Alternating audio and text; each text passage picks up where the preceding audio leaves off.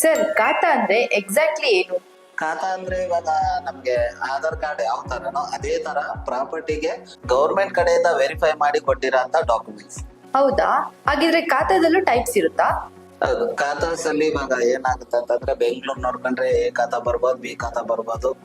ಹಾಗೆ ನಗರಸಭೆ ಕಡೆ ಸ್ವಲ್ಪ out side, Bengaluru out side ಹೋದ್ರೆ ನಗರಸಭೆ ಬರ್ಬೋದು, ಮುನ್ಸಿಪಲ್ ಖಾತಾ ಬರ್ಬೋದು, ಪಂಚಾಯತಿ ಖಾತಾ 11A 11B ಇಷ್ಟೆಲ್ಲ ಖಾತಾಸ್ ಇದೆ.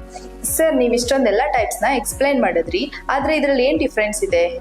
ಎ ಖಾತಾದಲ್ಲಿ ಬಿಲ್ಡಿಂಗ್ ಪ್ಲಾನ್ ಅಪ್ರೂವಲ್ ಇರುತ್ತೆ, ಅದೇ ಬಿ ಖಾತಾದಲ್ಲಿ ಬಿಲ್ಡಿಂಗ್ ಪ್ಲಾನ್ ಅಪ್ರೂವಲ್ ಇರಲ್ಲ. ಎ ಖಾತಾ ಬಂದ್ಬಿಟ್ಟು ಗ್ರೇಟರ್ ಬೆಂಗಳೂರು ಕಡೆಯಿಂದ ಪ್ಲಾನ್ ಆಗಿ ಕಟ್ಟಿರ್ತಾರೆ.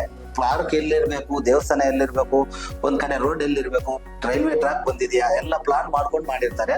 ಅದೇ ಬಿ ಖಾತಾದಲ್ಲಿ ಬಿಲ್ಡಿಂಗ್ ಪ್ಲಾನ್ ಅಪ್ರೂವಲ್ ಬರಲ್ಲ, ಮತ್ತೆ ಹಂಗೆ ಪಾರ್ಕ್ ಇರೋದಿಲ್ಲ, ಪ್ಲಾನ್ ಪ್ರಕಾರ ಇರಲ್ಲ.